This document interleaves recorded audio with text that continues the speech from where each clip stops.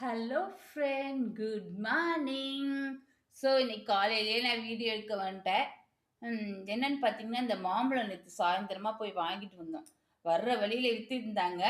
தள்ளு வண்டியில் போட்டு. ஸோ பார்க்குறதுக்கு நல்லா இருந்ததுனால எடுத்தேன். ஸோ கட் பண்ணி சாப்பிட்டு பார்த்தா ஸ்வீட்டே இல்லை ஃப்ரெண்ட், நல்லாவே இல்லை. ஒரு மாதிரி சப்புன்னு இருக்கு. பசங்க யாருமே தொடலை. வாங்கினதே இப்போ சின்ன பாப்பாவுக்கு ரொம்ப பிடிக்கும்ன்றனால தான் இந்த குட்டி மாம்பழத்தை நாங்கள் சூஸ் பண்ணோம். ஸோ இப்போ நான் என்ன ஐடியா பண்ணியிருக்கேன்னா, காலையிலேயே இத தோல் எல்லாம் சீவிட்டு, உள்ள உள்ள பீசஸ் இருக்கும் இல்லையா? அத தனியா கட் பண்ணி எடுத்துக்கணும். உங்களுக்கு எவ்வளோ மாம்பழம் தேவையோ, அவ்வளோத்த போட்டு நீங்க கட் பண்ணி எடுத்துக்கிட்டு, மிக்ஸி ஜார்ல போட்டு நல்லா ஒரு சுத்து கட்டியெல்லாம் இல்லாம நல்லா ஜெல்லி மாரி ஒரு சுத்து சுத்திக்கோங்க.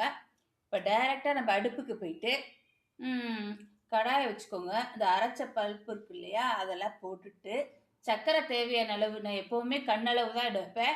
அ எவ்வளோ மாம்பழம் எடுத்துக்கிறீங்களோ நீங்க, அதே அளவுக்கு சர்க்கரை போட்டுக்கோங்க. இனிப்புக்கு தகுந்தது. ஸோ இது இனிப்பு கம்மியா தான் இருக்கு. ஸோ நான் கொஞ்சம் கூடவே பண்ணி, நல்ல அல்வா பதத்துக்கு அப்படியே கிண்ட வேண்டியது அடுப்புல ஹீட் பண்ணி, நல்லா கொதிச்சு அல்வா கடைசில வந்தோனே, ஒரு மாரி ஜெல்லி மாரி லைட்டா ஆவும். அப்ப ஒரு பிளேட்ல நெய் அப்ளை பண்ணிட்டு, நம்ம ரெடி பண்ண அந்த ஜெல் எல்லாம் இருக்கு இல்லையா? அத அதிலயே ஊத்தி, வெயில்ல ஒரு 3 நாள் நல்லா காய வச்சுக்கணும். உங்களுக்கு தூசி எதுவும் படும்னு நீங்க நினைச்சீங்கன்னா, ஒரு மெலிசான கிளாத்த விரிச்சுக்கோங்க. அந்த தட்டு மேலேயே. ஓகே. ஃபிட் பண்ணி விட்டு நல்லா காய வச்சு எடுத்தீங்கன்னா, நல்லா ஜெல்லி மாரி திரண்டு வரும். ஒரு கத்திய வச்சு நம்ம எடுத்தோம்னா, அழகா ரவுண்டா வரும். இந்த மாரி நல்ல பெரிய பிளேட்டா எடுத்துக்கணும். ஓகே. இப்போ அந்த திரண்டு வரத அழகா கட் பண்ணிக்கணும். நம்ம யார் யாரெல்லாம் சாப்பிட்ருக்கீங்க சொல்லுங்க? மாம்பழத்துல ஒரு சாக்லேட் கிடைக்கும் இல்லையா? நல்லா இருக்கும். செமையா இருக்கும். அது மாரி இருக்கும் நமக்கு. ஓகே. இப்ப நான் செய்ய போறேன்.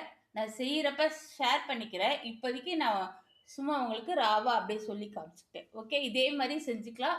மேலே வேணா லைட்டா ஏலக்காய் போட்டுக்கலாம். கண்டிப்பா எல்லாரும் ட்ரை பண்ணுங்க. வேஸ்ட் ஆகாம மாம்பழத்த எப்படி யூஸ் பண்ணலாம். இன்னொன்னு என்ன பண்ணலான்னு பார்த்தீங்கன்னா, இன்னைக்கு செய்ய மாட்டேன். மண்டே அன்னைக்கு மோர் குழம்பு வைக்கலான்னு இருக்கேன். ஒரு 2 மாம்பழம் தேவைப்படும் நமக்கு. அல்லது 1 மாம்பழம் தேவைப்படும். மோர் குழம்பு வச்சு பார்க்கலான்னு இருக்கேன். இந்த மாரி சமயத்துல செஞ்சு பார்த்துக்கலாம். ஸோ இங்க பார்த்தீங்கன்னா, உருளைக்கிழங்கு பண்ணியிருக்கேன். காலை டிஃபனுக்கு பாப்பாவுக்கு. ஸ்கூல் இருக்கனால ஃபுல் டேன்றனால லஞ்ச் குடுக்கலாம். சப்பாத்தி மாவு பெசஞ்சு வச்சிருக்கேன். ஸோ 2 சப்பாத்தி குடுத்துட்டா நம்ம வேலை முடிஞ்சிச்சு. ஓகே. மறக்காம எங்க சேனலுக்கு சப்ஸ்கிரைப் பண்ணிக்கோங்க.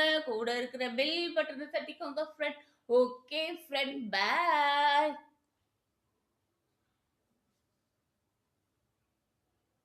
வளையல் பாருங்க எவ்வளோ கலர்ஃபுல்லா இருக்குன்னு காலையில.